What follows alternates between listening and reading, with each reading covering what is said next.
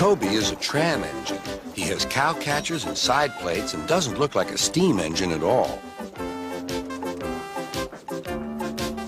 He takes freight cars from farms and villages to the main line and is cheerful to everyone he meets.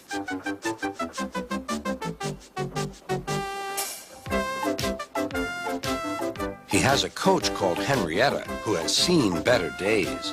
"It's not fair at all," she grumbles, remembering that she used to be full and 9 cars would rattle behind her.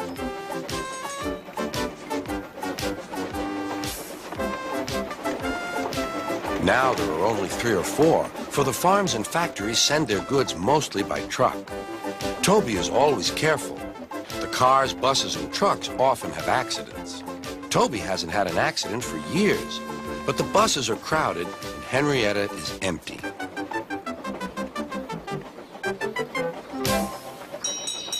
A lady and a stout gentleman stood on Toby's platform. He was, of course, Sir Topham Hatt, but Toby didn't know this yet. "Come on, grandfather," cried the children. "Do look at this engine." "That's a tram engine, Stephen," said Sir Topham Hatt. "Is it electric?" asked Bridget. "Whoosh!" hissed Toby. "Shh," said her brother. "You've offended him." "But trams are electric, aren't they?" "They are mostly, but this is a steam tram." "May we go in it, grandfather, please?" "Stop," said Sir Topham Hatt to the conductor. They all scrambled into Henrietta. "Hip, hip, hooray!" chanted Henrietta. But Toby didn't sing. "Electric indeed, electric indeed," he snorted. He was proud of being a steam train. "What is your name?" asked Sir Topham Hatt. "Toby, sir." "Thank you, Toby, for a very nice ride." "Thank you, sir," said Toby. He felt better now. This gentleman, he thought, is a gentleman who knows how to speak to engines. The children came every day for 2 weeks. Sometimes they rode with the conductor, sometimes in empty cars.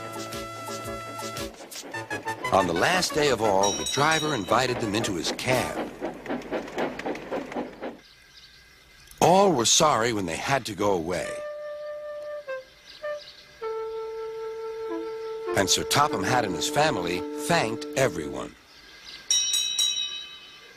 "Come again soon," replied Toby. We will," called the children. And they waved till Toby was out of sight.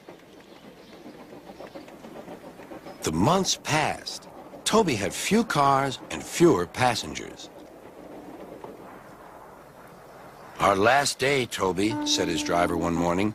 "The manager says we must close tomorrow."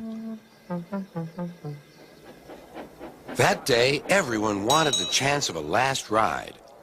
The passengers joked and sang, but Toby and his driver wished they wouldn't.